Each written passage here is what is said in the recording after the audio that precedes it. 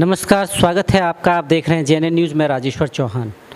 जैसा कि मैं आपको लोगों से मिलवाता हूं, कुछ ऐसे लोगों से, चाहे वो राजनीति से हो या किसी और क्षेत्र से, मैं मिलवाता हूं स्पेशली उन लोगों से जो समाज और आपके लिए काम करते हैं।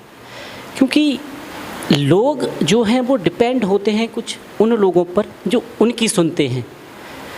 और आज इसी कड़ी में मेरे साथ नरेंद्र शर्मा जी हैं।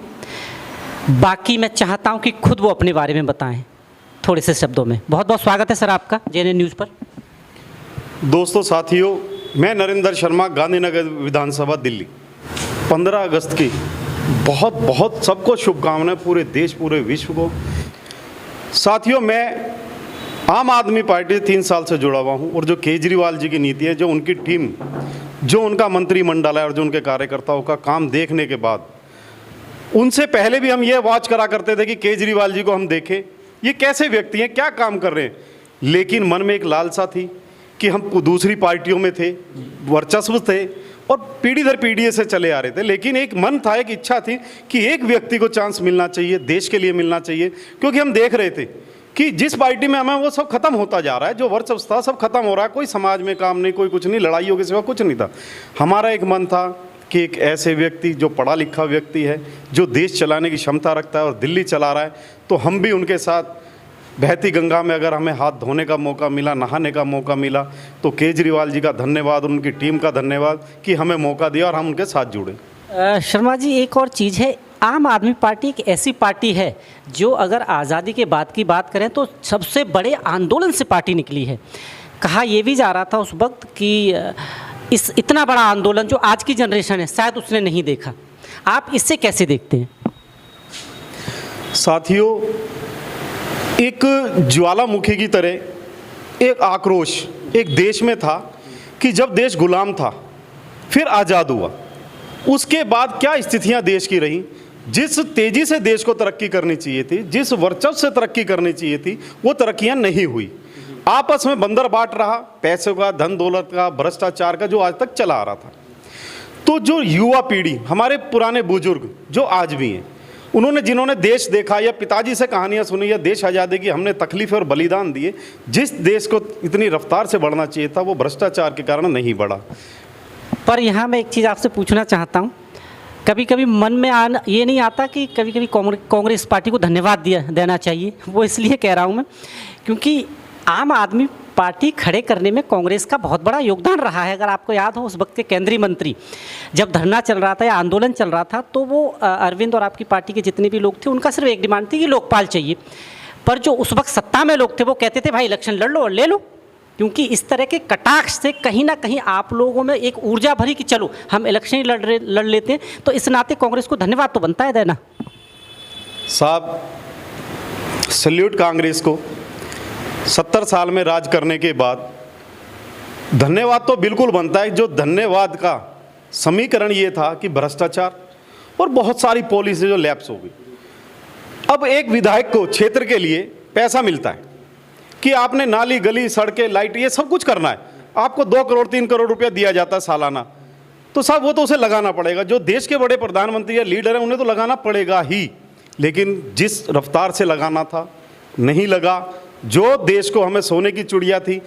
मैं एक बात कहना चाहता हूँ, अंग्रेजों से और मुगलों से लूटने के बाद भी हमारा देश इतना संपन्न है, बहुत देशों से आगे। आज भी हम सोने की चिड़िया। तो साथियों, अगर ये भ्रष्टाचार, अरबों रुपए का, जो बड़े बड़े लीडरों का इतना बड़ा पेट, जो आकाश और पाताल और विदेशों तक में है, कि कहाँ मुंह से जाता है और कहाँ पेट में पच जाता है, अरबों खरबों का कोई हिसाब किताब नहीं है। तो कांग्रेस का धन्यवाद इसलिए मैं कहना चाहता हूँ कि आक्रोश पूरे देश को था कि एक पार्टी चाहती तो सब कुछ बना पड़ती थी। प्रथम प्रधानमंत्री इनके थे, आज तक बड़े बड़े लीडर इनके थे। इसलिए धन्यवाद तो केजरीवाल जी का कि एक छोटी सी ज्योति चली थी और ज्वालामुखी बन के सबके दिलों पे राज कर रही है और देश में कुछ करने का जज्बा रखती है। पर शर्मा जी, मैं ये जानना चाहता हूँ, अरविंद जी का तो एक अलग रुतबा है ही है, पर ऐसी क्या खासियत है आम आदमी के जो कार्यकर्ताएं हैं? ऐसा भी माना गया है कि वो सर्वे को बदल देते हैं। आम लोगों में उनकी पहुंच इतनी आसानी से वो बना लेते हैं कि डाइवर्ट कर देते हैं सर्वे के सर्वे। आप इस पे क्या कहना चाहते हैं? साथियों, मैं आपको एक इतना बात कहना चाहता हूँ केजरीवाल जी के लिए। बहुत हमारे संत बहुत बड़े लीडर या एक आम आदमी व्यक्ति, एक परिवार में हम जिसमें रहते हैं, हम चाहते हैं भाई भाई भी ना बात करे, दिखे ना, हम मुंह चुरा के इधर को निकल जाए। एक व्यक्ति रोज गली के सामने से निकल रहा, मन करता है यार कभी ना कभी इस व्यक्ति से बात जरूर करें। उसमें एक ऊर्जा होती है, उसमें एक प्यार होता है, प्रेम होता है। लेकिन मैं आपको इतना बता देना चाहता हूँ मेरे दोस्तों, केजरीवाल जी की शैली, काम करने का तरीका, दूसरों पे समर्पण, राजा जब बलिदान देके और समाज में आता है, और केजरीवाल जी जैसे जो लीडर हैं, उन्होंने हमेशा चाहते तो अपना राज्य पाटते, वो तो राजा ही थे। और ये श्रेणी के जो केजरीवाल जी हैं, ये पिछले जन्मों के जिन्होंने देश आज़ादी में बलिदान और फांसियाँ, भगत सिंह, चंद्रशेखर, उनमें से ही एक आत्माएं हैं, जो कि आज राजा बन के भी अपनी सीट छोड़ने के बाद समाज सेवा में आ गए। अच्छा, अब बात कर लेते हैं, 15 अगस्त जैसे आने वाला है, तिरंगे को लेकर भी राजनीति हो रही है। केजरीवाल साहब ने 500 तिरंगा पूरी दिल्ली में फहराए हैं, इसको लेके भी अपोजिशन में है, या फिर बीजेपी की बात करें वो उन पे हावी है। इस पर आप क्या कहना चाहते हैं, कैसे देखते हैं कि क्या ये अच्छी बात है तिरंगे पर राजनीति होना? साथियों, अगर यही सब कुछ ठीक हो जाता तो अन्ना हजारे जी के आंदोलन से केजरीवाल जी को मैदान में आने की ज़रूरत ही नहीं थी। अपनी नौकरी ना छोड़ते, समाज में ना आते, ना यही कहते कि राजनीति को अगर सुधारना है, राजनीति को अगर सही करना है तो आपको आना पड़ेगा। जैसे मैं नरेंद्र शर्मा, हिमानी बेटी नेशनल खिलाड़ी है, शूटर है, मैं भी हूँ, बेटा भी है, सब हैं, और मेरे साथियों को भी इस दलदल में उतारने के लिए धन्यवाद करना चाहते हैं केजरीवाल जी जैसे लीडर का, कि दलदल में उतरने के बाद ही साफ होगा। और रही झंडे की राजनीति, साथियों, अगर पोजीशन अपोजिशन अगर ये समझ ले कि झंडे पे राजनीति नहीं, आप भी अगर उन्होंने 500 कहे हैं तो आप पूरे देश में लगवा सकते हैं। नरेंद्र मोदी जी और उनकी सरकारें पूरे देश में लगाएं और देश को झंडामय कर दें, जात पात सब हटके एक झंडे के नीचे हम खड़े थे और रहेंगे। नरेंद्र जी, एक चीज़ और मैं जानना चाहूँ, आपका जो परिवार है वो स्पोर्ट्स से जुड़ा हुआ रहा है, बेटी आपकी राजनीति में अब आ रही हैं, हर पिता ये चाहता है, आज के जो राजनीति का दौर है वो बहुत निचले स्तर से गुजर रहा है, ये सब जानते हैं, क्योंकि अब कोई मर्यादा नहीं बची है। तो आपने बेटी को राजनीति में किस सोच के साथ उतारा, क्योंकि डगर बहुत कठिन है, यहाँ तो भाषा भी ऐसी असंवैधानिक बोली जाती है कि जिस पे पीड़ा होती है सुनने को। हमारे हिंदुस्तान की महिलाओं पे ऐसी टिप्पणियाँ की जाती हैं, और राजनीति की अगर बात करें तो सबसे निचला दौर है इस वक्त का। कैसे देखते हैं, क्या बेटी इस गंगा को पार कर पाएंगी? साहब, मैं हमेशा एक बात कहता हूँ, ये राह नहीं आसान, आग का दरिया है, डूब के जाना है, तैर के नहीं, डूब के जाना है। साथियों, जब मैं लड़ रहा था इलेक्शन, मेरी इच्छा थी कि समाज में मैं कुछ अच्छा कर सकता हूँ, पार्टी हाईकमान की जो इच्छा होगी वो जाने। लेकिन जब महिला सीट हुई, मैंने सबसे विचार करा, उन्होंने हिमानी शर्मा का नाम दिया कि पढ़ी लिखी भी है, सब कुछ। साथियों, किसी को तो बलिदान देना पड़ेगा। ऐसा नहीं है कि हिमानी के साथ बुरा नहीं हुआ, बहुत कमेंट्स हुए मेरे लिए, मेरे परिवार के लिए। हो सकता मैं राजनीति में ना होता तो शायद कोई कर भी नहीं पाता, क्यों हम भी वर्चस्व में हैं, समाज में हैं, यहीं पैदा हुए, यहीं बड़े हुए। तो जैसा कि नरेंद्र जी बता रहे थे, इसी कड़ी में मैं मिलवाने वाला हूं उनकी बेटी से, जो पढ़ी लिखी तौर पर ऐसे नेताओं को आना चाहिए, और हम बाकी बातें उन्हीं से जानते हैं। और इसी कड़ी में हमारे साथ हिमानी शर्मा हैं, नरेंद्र शर्मा जी की बेटी हैं, उन्होंने आपने सुनाई है, बाकी बातें हम इन्हीं से जानते हैं और जानते हैं इनके बारे में कि कैसे राजनीति में आना हुआ। बहुत बहुत स्वागत है हिमानी आपका।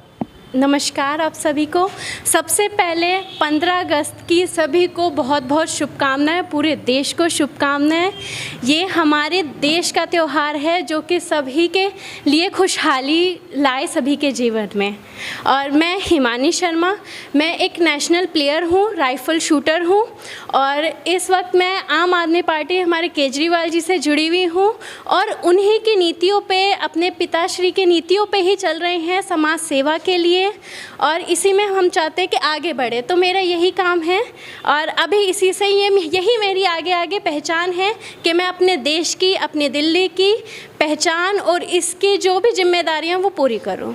मुख्यमंत्री केजरीवाल की क्या ऐसी नीतियां या कैसी बातें हैं जो दूसरे नेताओं से अलग करती हैं, और आपको लगता है कि ये बहुत बेहतर लीडर साबित हो सकते हैं देश के लिए भी, जिसकी वजह से आपका जुड़ाव इस पार्टी के साथ हुआ? जी, सबसे पहले हम बचपन से ही राजनीति के इसमें रहे हैं और देखते आ रहे हैं, सुनते आ रहे हैं केजरीवाल जी हमारे ऐसे नेता हैं जिन्होंने जड़ को चुना है, जड़ को सही करने के, क्योंकि जब तक वृक्ष जो होता है वो जड़ से मजबूत नहीं होगा तब तक वो हिलता डुलता रहेगा। तो उन्होंने हमारे जो समाज है, जो हमारे छोटे छोटे तबके हैं, गली मोहल्लों तक केजरीवाल जी पहुँचे हैं।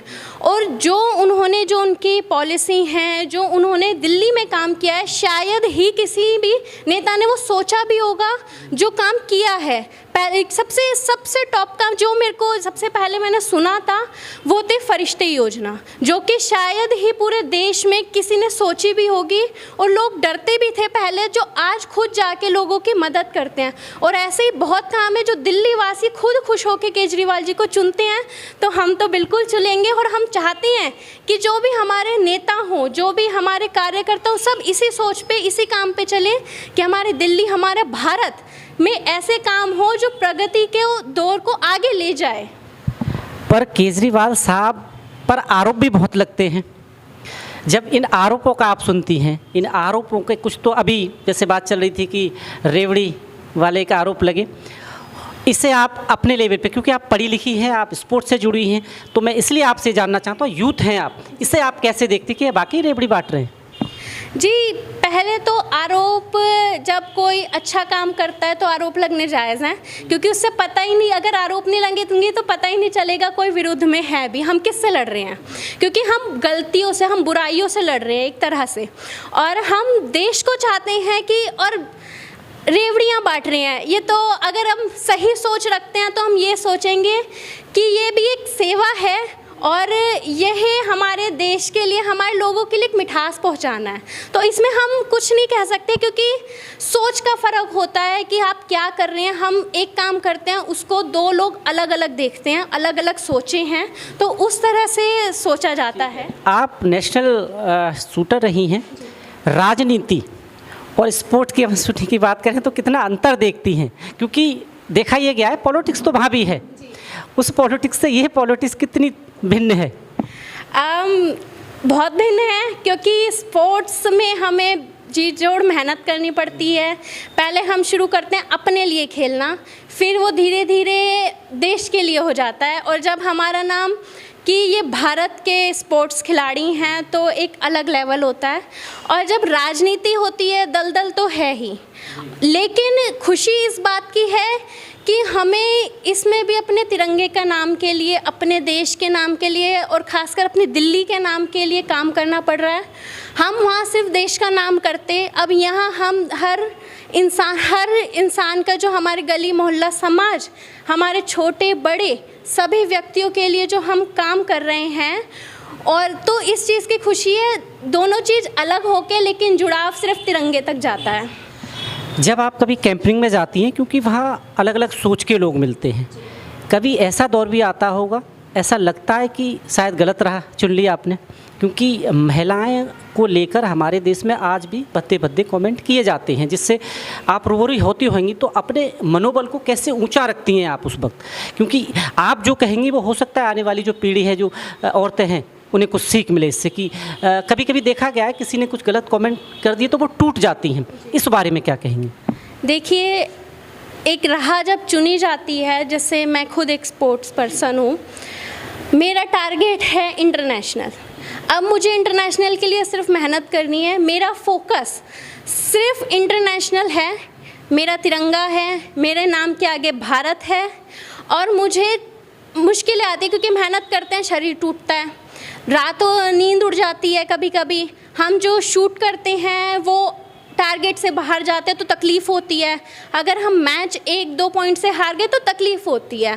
तो ये चीज़ें, कमियां हर तरीके से, हर अलग अलग रूप में आती हैं, हर फील्ड में अलग अलग रूप में आती हैं, और ये आनी है। लेकिन जो ये तकलीफ़ें होती हैं, कहते हैं स्पोर्ट्स पर्सन में हैंडल करने की, मैंने सुना है, क्षमता ज़्यादा होती है। क्षमता ज़्यादा होती है, इसलिए तो राजनीति को हैंडल करा जा रहा है।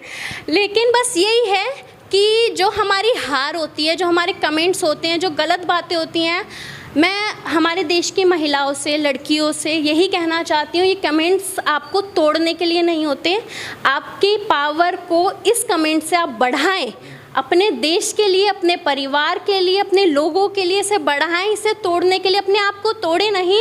आगे सिर्फ एक ध्यान रखें, हमारा टारगेट क्या है, हमारा तिरंगा क्या है और हमारा देश क्या है। अब एक पर्सनल क्वेश्चन है, पिताश्री से रिश्ता कैसा है राजनीति, क्योंकि पिताजी भी आपके राजनीति में और आप भी हैं, तो राजनीति की बातें होती हैं? बिल्कुल होती हैं। और वो आपको राजनीति, क्योंकि वो पहले से हैं आपसे, तो गाइड करते हैं कि बेटा क्या करना है और क्या नहीं करना है? आप जी, मेरे पिताजी बिल्कुल गाइड करते हैं, क्योंकि वो गाइड नहीं करेंगे तो सही गलत अच्छा क्या करना चाहिए हमें समाज में, वो उन्हीं का ही सलाह होती है कि अब क्या करना है, नया नया क्या करना है, तो वो चीज़ सिखाते हैं। और कुछ ऐसी चीज़ों से भी आगाह करते हैं कि बेटा इस कदम, इस डोर पे मत जाना, ये थोड़ा सा खतरनाक है? देखिए, राजनीति में आप किसी भी जगह पे कदम रखेंगे तो वो तो खतरनाक ही है एक तरह से। ऐसी क्या चीज़ें, अगर कल को आप एक अच्छी पोजीशन पे पहुंचती हैं, हमारे महिलाएं हैं, खासकर महिलाएं, क्योंकि आप महिला हैं और यूथ हैं, क्या ऐसे काम करना चाहती हैं उनके लिए, उनके उत्थान के लिए? कुछ है ऐसा प्लान? जी, इस पार्टी से मैं आपको बताता हूँ, इस पार्टी से जुड़ने का ये बहुत बड़ा कारण था कि केजरीवाल जी ने महिलाओं के लिए बहुत चीज़ें करी हैं और मैं उसी को आगे बढ़ाना, और जैसे जैसे हम देखते हैं कि बहुत दिक्कतें हो रही हैं, महिलाओं को आने जाने में दिक्कत होती है और सिक्योरिटी उनकी बहुत कम हो रही, तो मैं इसी चीज़ के लिए आगे आगे जैसे जैसे मौका लगेगा, इसी में कि हमारी जो महिला शक्ति होती है, महिला पावर है, उन्हें एहसास, क्योंकि जब तक हम उन्हें एहसास नहीं दिलाएंगे कि उनमें कितनी पावर है, जब तक हम खुद भी आगे कितने भी कोशिश कर ले 1 ना 1% पीछे रह जाएंगे। तो मेरा यही मानना है, मैं खुद इसलिए राजनीति में भी मेरा अच्छा मन है कि मैं अपने थ्रू किसी और को और महिलाओं को इतनी ताकत दे सकूं कि आप ना तो आप गलत सहें ना होने दें, क्योंकि जब तक हम सहल तो अपने लिए कर सकते हैं, लेकिन सामने वाले के साथ हो रहा है तो वो चीज़ हम देख के नज़रें चुराते हैं, वो भी ना होने दे, बस अपने थ्रू यही पावर और यही। तो कुल मिला के आप ये कह रही हैं कि परिवार से पूरा आपको इस बारे में सपोर्ट रहता है राजनीति की, क्योंकि ये कठिन है थोड़ा सा सफ़र। ऐसा दिल्ली को लेकर आप क्या देखती हैं, क्या ऐसी चीज़ें हैं जो और होनी चाहिए? केजरीवाल साहब ऐसे कर रहे हैं बेटर, पर और क्या बेटर और हो सकता है इसके लिए? जी, बेटर जैसे कर रहे हैं, बस इसमें बेटर तो हो जाएगा अगर सब साथ मिलके करें। जैसे अब केजरीवाल जी के कार्यकर्ता, पूरी टीम है जो दिल्ली में वर्क कर रही है, बस वो तो अपना काम कर रहे हैं, लेकिन जो अपोजिशन वाले हैं वो उन्हें रोकते हैं। हम चाहते हैं कि अगर कुछ अच्छा हो रहा है तो वो सब एकजुट होके करें, ये ना सोचे कि आम पार्टी है या ये बीजेपी पार्टी है, ये मत सोचिए। उद्धार दिल्ली वासियों का हो रहा है, देश का हो रहा है, और हम चाहते हैं अपने देश को नंबर 1 पे लाना है, था और रहेगा। यही हमारी नीति है कि हिंदुस्तान पूरे वर्ल्ड में तिरंगे के साथ पहचाना जाए, और दिल्ली देश का दिल है, और दिल्ली को जितना स्वच्छ, जितना अच्छा और जितना हेल्दी रखा जाएगा, और यही केजरीवाल जी की नीति है, और उसी पे हम बढ़ चढ़कर काम कर रहे हैं और पूरी टीम के साथ काम करते हैं। बस यही हमारी सोच है। तो ये थी हिमानी शर्मा। राजनीतिक में ऐसे लोगों का आना इसलिए ज़रूरी है क्योंकि यूथ हमेशा कहीं ना कहीं थोड़ा दूर भागता है इससे, वो चुनता है डॉक्टर बने या कुछ और प्रोफेशन, पर जब ऐसे अच्छे लोग राजनीति में आएंगे तो देश की दिशा और दशा कैसे चेंज होगी। ऐसे ही मैं कुछ और लोगों से मिलवाऊंगा, आप मेरे साथ बने रहें। बहुत बहुत धन्यवाद।